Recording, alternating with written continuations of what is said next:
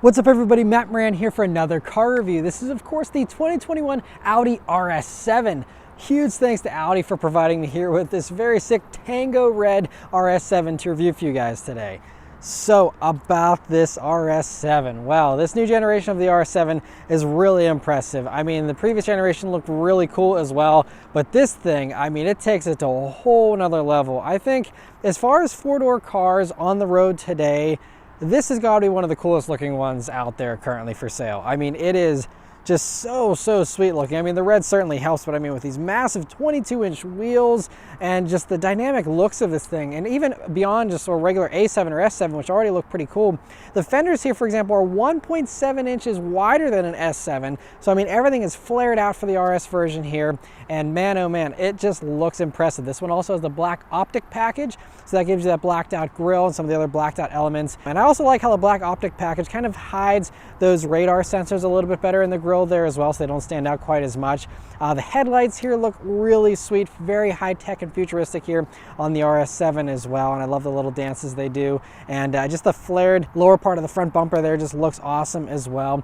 But yeah, coming down to the sides, these fenders really make this vehicle, especially when you see it in 3 dimensions, it really is amazing how much they poke out, and it's pretty awesome. And again, these 22-inch wheels, I mean, they really stand out. I mean, that's some of the largest wheels you can get on something that isn't an SUV these days. You also have frameless windows here, so it's very cool whenever you open up the doors, but even just for the profile here, it gives it a very slender roof line, and just looks really cool. And then, you know, going out towards the back there, again, those flared fenders, and then the hatch there, and just the back end of this vehicle just looks really good. Again, you have very high-tech looking taillights. I love how you have the light bar that connects all the way to the middle there. I also love how those taillights, in addition to being pretty high-tech looking, also have some dimension to them. They're not just flat taillights, they really kind of curve outward and just make this vehicle look very high-tech and also very expensive, even from the rear. And you know, the lower part, you have the signature RS oval exhaust tips, which look very cool. You even have a little spoiler there that pops up in the back at speed, or you can manually pop that up if you'd like as well, and that's another cool little touch. And just the way they integrate the hatchback shape as well, you know, it doesn't really stand out as like being a hatchback. It just, you know, could pass for any of these coupé sedans we have these days, but you know, you do a fully functional hatch there. It's a nice large area, and I'll talk more about that once I talk about the interior here. But yeah, I mean, it's a really practical vehicle as well as just looking so sweet here. And honestly, I could just stare at this thing all day with how sick this thing looks. So yeah, fantastic job on the styling by Audi. All right, so start up and go for a drive. The RS7 here has this unique RS key. I really like it. You have just the badging there on it, and then it's just nice and small too. So I really appreciate it's just like really skinny, nice and small, much smaller than the other Audi keys that I'm used to here from like a Q5 or something like that. Those keys are nice too, but this is also extremely nice. Really love this key. But of course it is keyless access, keyless entry, and push button start here in the RS7. So you just leave the key in your pocket, hit the engine start button, it roars to life. Also, if you're curious to hear about the interior in the RS7, my wife and I actually just did a full in-depth interior review on this vehicle, so I'll link that above. You can go watch that if you want to hear all the thoughts on this interior. It is very impressive. It's just so high-tech, so cool looking. The ambient lighting at night is awesome. Everything in here feels so expensive. It's just a really cool place to be, and it feels well worth this vehicle's as-tested price of $125,000. All right, so setting off in the RS7. Oh man, this thing is very impressive. There's a lot to take in. Obviously, this interior is one of the many dominating features here. But one thing that I actually really like about the RS7 is it has really good visibility. So you can raise the seat up, you know, pretty low or pretty high depending on your preferences. But I mean, you know, looking forward, you have great visibility, nice thin A-pillars here. Good view out of the sides, view out of the back, even with that hatch, which, you know, oftentimes they don't have great rear visibility. This one you can actually see out of it pretty well, although unfortunately, you know, whenever it does rain, if you're just sitting still, you know, it will collect rain and stuff on it. There is no rear wiper. If you want to go for an RS6 Avant, which is basically very similar to this, just in the wagon form there, you will get a rear wiper, and I'm in the wagon camp, so I can already tell you that would probably be the way I would go. But I mean, this RS7 still looks awesome. Another thing is it's kind of blowing my mind just how smooth the ride is. We have these 22-inch wheels with tires that have a sidewall that's about as thick as the sole of my shoe, and yet it rides buttery smooth, even over potholes and stuff. I was amazed. Now, it does have a standard air suspension, and so I have it in its comfort mode right now, but like the way that it glides along, 22-inch wheels on something that isn't an SUV that can't have a huge sidewall, it's usually going to be a rough ride, but this, you know, in comfort mode, it is kind of amazing to me just how smooth this is. It's really remarkable. Other things I really like, you know, so still in comfort mode, you have nice light steering. Obviously you can crank that up to be a lot stiffer if you want, but it just feels really nice and relaxed. If you're just trying to daily drive this in a relaxed manner, you want something that's also luxurious and not just a race car all the time, it's really great for that. You also have, you know, just a very responsive throttle. I do like how it's very immediate. Obviously you have a massive engine and stuff, but I mean, just the way they tuned the throttle is very responsive. I really like that. Also, again, brakes are massive, so no issues with braking power, but I like how they're easy to be smooth with. You know, they have a little bit of a dead travel to them, and then whenever they start to clamp down, it's very progressive, and it doesn't, you know, it's not like you're having to have a very delicate input in order to, you know, go smooth with this thing. And so I really appreciate that about it as well. Very quiet as well. I mean, you know, again, 22-inch wheels. I mean, this road's, you know, pretty smooth right now, but very remarkable just how quiet it is in here as well. So that's all great. But anyway, we're gonna go ahead and put it up into the dynamic mode. And we did just have some rain, so the roads are a little bit wet, but we have the Quattro all-wheel drive system, so I don't think we'll have much of an issue here, but it gets louder. Also, the air suspension drops 0.4 inches here in the dynamic mode. And let's turn down onto this back road here and see how it does. Here we go. Oh man, there we go. I actually felt the back end twitch because it was actually putting down power so aggressively. Wow, this thing is a rocket ship. Well, man. Wow, that's impressive. I'll have to try launch control later to see how, you know, it is from a dead stop. But it got the message pretty quickly there. I do wish it was maybe a tiny bit more responsive, but I mean, you know, once you're up and moving, then it pulls like crazy. So this runs the 4-liter twin-turbo V8 engine. In this application, it has 591 horsepower, 590 pound-feet of torque. 0 to 60 for this thing is 3 seconds flat. It does an 11.3 second quarter-mile time, and I mean, it's just all kinds of impressive. It's and it sounds pretty good too. This one has the Sport exhaust, which is $1,000 extra. And there is some sound, I think, that's being piped in through the speakers too, but one thing I'm appreciating is I'm hearing a little bit of turbo whine, and that's something that's very much appreciated. I often complain about how turbocharged vehicles, especially sporty ones, don't have any kind of, you know, sporty sounds as far as the turbo goes. So anyway, thankfully it looks like it has not rained over on this part of the road, so we'll be able to do our back roads driving here without much of a compromise as far as grip goes here. But you know, we're on this little bit of a rougher road right now, and again, smooth, pretty quiet. When you compare this to even other luxury cars I take down this road, they usually have more noise than this. This is very, very appropriate for a vehicle like this, but I mean, you know, it just feels really nice. But yeah, so we're gonna turn down onto these corners I always take, and let's see how the RS7 handles. So this thing weighs almost 5,000 pounds now, massive weight gain over the previous generation, but it doesn't matter because this thing handles like crazy. Wow, it is impressive. So you have a torque vectoring rear differential. You also have rear wheel steering in this thing. So it really shrinks this vehicle, so it feels even smaller than it is. And man, it is impressive. 285 wide tires all around on this thing as well with those 22-inch wheels. And so, I mean, you know, plenty of grip. Of course, the Quattro all-wheel drive system, make sure everything is always nice and, you know, secure.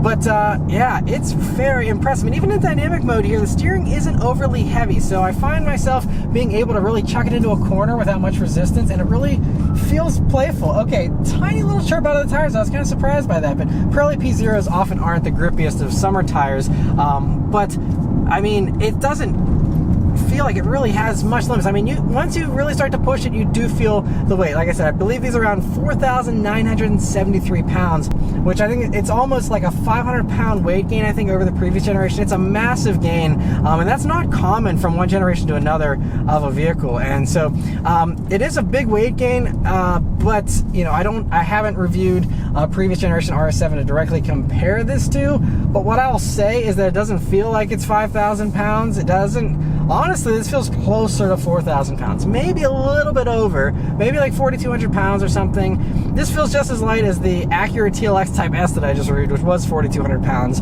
This feels basically as light as that.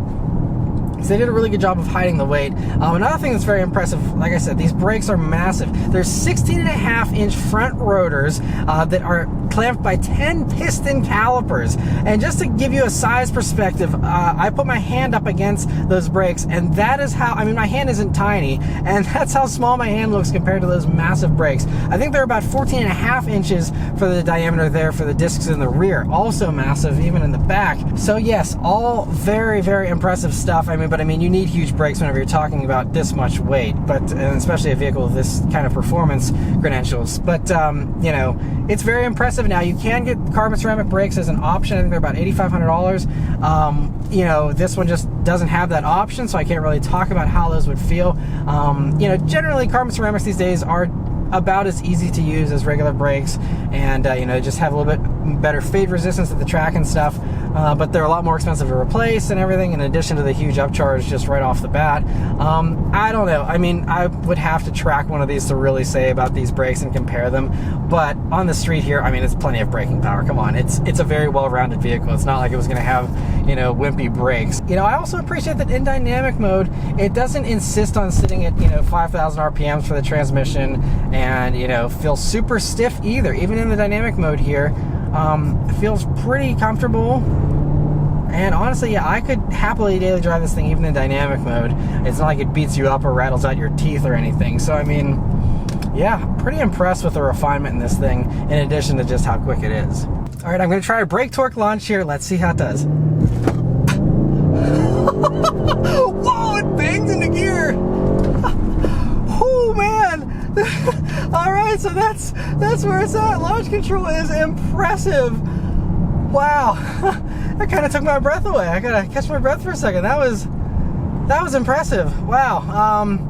It's also worth noting too, that first acceleration, I did not have the transmission in its sport mode. I always forget with the Audis, you got to put them into a separate sport mode for that. So that might be part of why it was a little less responsive there in that mode. I also, by the way, for that launch control, had it in the RS2 mode, which allows you to turn off traction or stability control so that you can do a proper launch. And now, as impressive as that was, I think the AMG GT 63S that I reviewed, which has a very similar 0 to 60 time and stuff, I think that launched a little more aggressively. I think that actually kind of took my breath away even slightly more, if I'm splitting hairs here. These things are all truly bonkers though, so there's no wrong answer here as far as your insane, expensive, you know, super sedans. But I think that just kind of snapped my neck from a stop, whereas this kind of rolls into the boost a little bit and then kind of takes off. Again, it's still very, very thrilling. Either way, it's very impressive. Also, by the way, it's an 8-speed automatic transmission. It's running this all through. So I'm going to go ahead and do the manual mode here and see how some manual shifts are. Very immediate. Downshifts are quick. Oh man, this thing. I feel like it could almost get away from you a little bit, even with the all-wheel drive and all the safety stuff this thing has. It just feels like, oh, it just desperately wants you to push it more. I do wish the downshifts may be a little bit quicker though. Upshifts are very immediate, no complaints there whatsoever. Downshifts are okay. Oh, but this thing is so good. It's so good. I'm not even going to complain about the downshifts because honestly, it doesn't even matter. I'd probably just leave it in automatic mode most of the time. But it is nice, you know, if you want to make sure the transmission is right there ready in the gear you want. It's so easy just to slap this stick over, or even just to start pulling the paddles and, you know, have it in exactly the right gear that you want right away. Yeah, oh, the way this thing lifts up the nose too, even though we have this in this, you know, stiffer suspension mode and everything else, the drama you get with this thing is great. The sound is great too, although I do wish there was like some crackles and pops, things like that would be kind of fun. There's a little bit of it, so I did hear that a tiny bit, but I wish there was more. But you know, Sport Exhaust, I was expecting a little bit more drama out of it, but super tight corners here. All right, yeah, I mean, you kind of have to be a little bit smart about how you apply your acceleration, since there's just so much power here. You know, I feel like if you really were, you know, full throttle, you know, into a corner or something, it's going to want to push it a little bit if you really provoke it, I think. You know, you do have, by the way, like 56.1% of the weight up front, I think they said. So weight distribution isn't fantastic or anything, but I mean, with the rear wheel steer, it doesn't even matter, because, oh man, yeah, the way this thing dives in. Oh, wow, this is impressive. This super tight corner often provokes understeer, but no, it's totally neutral. Yeah, I think the rear wheel steer is really what is going to step in to help you out if you ever do feel like you're pushing this too much. This thing's a rush. I would love to take one of these things around a track. I'm sure it's even more impressive there, but oh man, it is. It's a thrill ride. Well worth every penny of that 125 if you can afford it, I think. And what I will say too, now I didn't have as tight of corners to sample the AMG GT63 four-door thing on, but one thing is you'll save yourself a ton of time if you buy this over the Mercedes, just because it'll take you an extra 5 minutes to say the name of the Mercedes every time. But anyway, the Mercedes, I don't think that it had quite as good of handling, and the ride was a little bit stiffer. That also had insanely oversized wheels on it and stuff, but I think the ride is smoother in this, and I think that the handling is actually better than just the unnecessarily stiff ride of the AMG that also I think felt a little bit weightier and stuff. I think this feels more dynamic. I think part of it goes down to the rear wheel steering, which the Mercedes doesn't have, and so that probably helps a good bit, but I kind of love how it's almost like you hit the gas, and even when you let off the gas, it still like surges forward for a split second longer, and it just kind of feels like it's trying to get off the chain. It's trying to get off the leash here, and it's just trying to just take off on you. Also, okay, I'm still in the stiffest suspension mode. We're going over bumps and stuff, and yeah, I mean, potholes and stuff, I mean, you feel them a little bit, but it is so smooth. No complaints with the ride in this thing whatsoever. So, you know, if you love the look of the 22s, but you're like, I don't know about 22s, don't be worried. Go for it. They look fantastic, and the ride is great. Just be careful with potholes still, because, you know, even though the ride could be smooth, you know, if you really hit a pothole hard, I mean, these things, you know, will still be a lot more likely to go flat than, you know, tires that have a decent amount of sidewall on them. But aside from that little caveat, 100%, I think this is the way to do it with these wheels. But now we're cruising on the highway here in the RS7, and comfort mode now, nice and smooth, pretty quiet. We're even following an 18-wheeler here, and still, you know, very little noise in here. You know, I can talk quietly. I don't have to raise my voice. It's great. I also have the adaptive cruise control system on right now, which does have the lane keeping assist function. It's also part of a driver assistance package you can get. You don't have to get that, but it also comes with like a intersection assist, which is really cool, where if you're in an area that has vehicle to infrastructure communication, it'll actually tell you and give you a countdown of when the light is going to turn green that you're sitting at, and it'll help you, I believe, with the navigation, also intelligently navigate you, you know, with the traffic situation, as well as how the actual red lights are doing and stuff. It's kind of interesting how it all kind of ties in, and that's something they've been doing for a few years, but that's the first vehicle I think I've reviewed from Audi that has that. But as far as, you know, the actual adaptive cruise system, it works very well. It's been steering here pretty well. There have been a few times where it wasn't perfect in the Q5 that I had recently, but in this, it's still doing a really good job. Sometimes it gets a little closer to the lines than I would like. It isn't perfect with its centering, but it does do a really good job, and of course it still is a hands-on system here, so you have to be paying attention and still steering yourself a little bit, but it does those micro corrections for you, and combined with the adaptive cruise system, it'll really, you know, make this a more relaxed driving experience on the highway whenever you're on long trips. But But anyway, I'm going to continue to test that adaptive cruise system over my week of driving here. But yeah, thanks to Audi, I will have this vehicle for an entire week, so I'm going to drive around all over the place, have lots of fun, and then I'll come back and give you guys my final real-world fuel economy, as well as my thoughts on the pricing, its competition, and anything else that I noticed during my week of driving.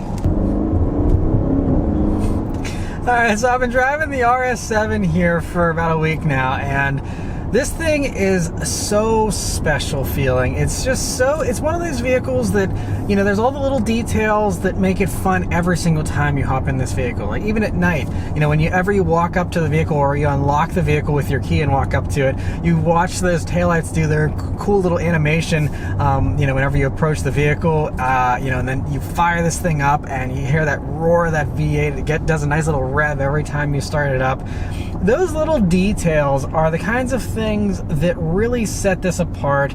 And I mean, obviously anything that this competes with is going to be a special and a very cool experience. We're talking about super sedans here, and you know, there's some of the coolest vehicles on the road. But I mean, I just think that Audi does those little things a little bit better than some of the others that don't give you as much of the drama and, you know, just little toys. I just really love all that kind of stuff. And I think that's kind of what really, you know, wowed me the most, I think, with my time with the RS7 is just all those little things. I mean, it just, obviously it's very powerful and, you know, but even like another thing that I noticed actually whenever we were doing rolling shots was that from the outside, you actually hear a good bit of blow-off valve noises as well, or, you know, bypass valve, whatever it's doing, you know, letting off air there from those turbos building boost. It's a really cool sound from the outside. I wish you heard more of that on the inside, because I think if I know this vehicle is very quiet and refined, and so, you know, that by character means it's going to isolate you from a lot of that, you know, engine noise and stuff. But I'd love to hear some of that blow-off sound on the inside, because, you know, whenever you're rolling up alongside a wall or another car or something, you accelerate and then let off the gas. It has this really cool turbo sound to it. And I love that at least people on the outside can hear that, but I wish that as the driver you heard a little bit more of that. But that's really my only nitpick. You know, the last really two things I mentioned here are the fuel economy and the pricing. And both of those are areas where you pay dearly for this special experience. As far as fuel economy goes, that's the one thing that's, you know, a little bit costly. So they're rated at 15 mpg in the city, 17 combined, and 22 on the highway. In my driving here, I've done just under 90 miles here. I didn't get to drive it as much as I would like, but even still, I was only averaging 13 mpg. Now, I did do hardly any highway driving. It was mostly suburban, around town kind of roads and things like that. I did do a little bit more highway driving. I'm still not in love with this adaptive cruise control system, particularly the lane keeping assist. Still isn't perfect. It's not bad. I'd say it's average for the class, but nothing special there. But anyway, so yeah, I tested a little bit more, but then I didn't really do any highway driving after that. It was mostly around town stuff. So, you know, but on average, I typically do get about 1 to 2 mpg less than the city rating in most of the vehicles that I review, especially the performance vehicles where I'm, you know, enjoying the power a little bit more. I'm getting on it, especially turbocharged vehicles really suck down that gas a little bit more once you use that boost and stuff. And so, yes, you know, 13 mpg is within the realm of reasonableness as far as my testing goes. Sure, I would have loved to see the 15 city number, but again, if you're paying 125 grand, I don't think you're probably going to be worried about fuel economy, but just wanted to make you aware, 13 mpg in my experience of around town stuff. Your experience may vary, and, you know, I'm sure if you do just strictly highway cruising, you know, you could get into the 20s and, you know, be a pretty decent cruiser as far as that goes. And then the last thing to mention is the pricing here for the RS7. And so these are priced starting at $115,000, pretty well equipped at $115,000. I mean, there are some high-end features you can add on to these, and we go over some of those in the interior review, so you can check that out for all the details. But this one, as tested, is just over $125,000. So this one has the black optics package, has the executive package, which gives you the extended leather, which I think I would at least do that. I think that's only about $2 grand.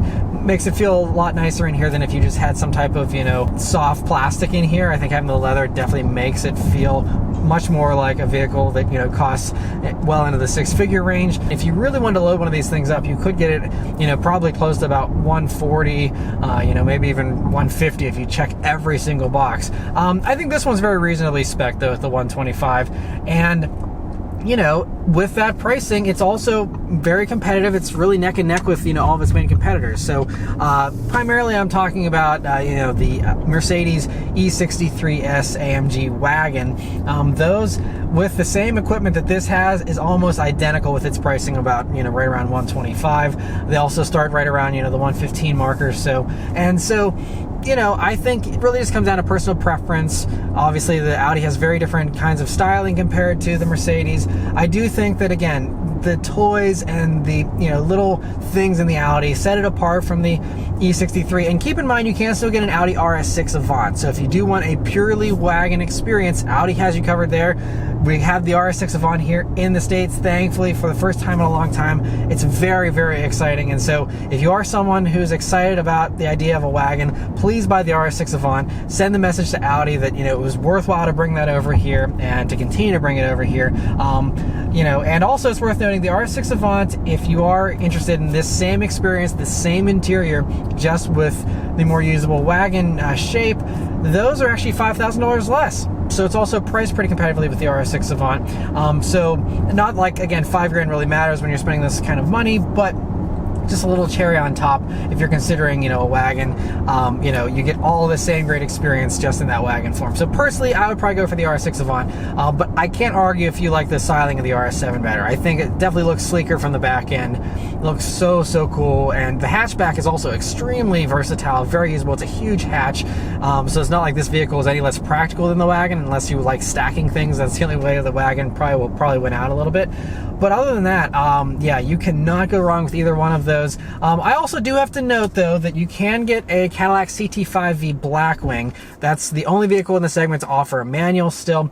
And you can get one of those fully loaded with every single option for about $125. And, you know, typically they're going to come out $5 to $10 less comparably equipped than what you get with the Audi. Now, obviously, the Cadillac does not feel as nice as this on the inside. This definitely has an extra layer of polish to it. The materials and stuff do feel nicer in this. So you are sacrificing a little bit of interior quality going for the Cadillac. But it's just worth noting, you know, if you are someone who's cross-shopping stuff, you know, it's rear-wheel drive, very exciting, a very different vehicle in many ways, but, you know, just something else to note that, you know, that's also doing, you know, a lot more horsepower than this, by the way, you know, for that same money. So just something else worth considering. You know, those are very cool vehicles as well. But, you know, if you want the all-wheel drive, go anywhere capability here of the Audis, and you love, you know, the futuristic look, the futuristic interior, the very high-quality Audi, you know, just sense of luxury you get out of this vehicle, as well as the insane performance and things like rear-wheel steering and things like that, which aren't offered in some of the competitors either. You know, this is very, very impressive, and I think, you know, it's probably one of my favorites for sure in the segment, especially if you need all-wheel drive. I think I like this better than the M5 personally, and I also think I like this interior a little bit better than the E63 wagon as well. But there's no wrong answers here. If you're shopping for these awesome super sedans, they're all incredibly special, incredibly sweet vehicles, but I certainly think that the Audi is one that's well worth considering, and certainly a vehicle that I would be happy to own as well. It's a very, very sweet thing, and I'm going to miss this one whenever it leaves this week. And but yeah, so that's all of my thoughts. Let me know your thoughts in the comments below. Huge thanks to Audi for providing me here with the RS7 to review for you guys today. And yeah, thank you guys very much for watching, and I'll see you on the next one. Take care.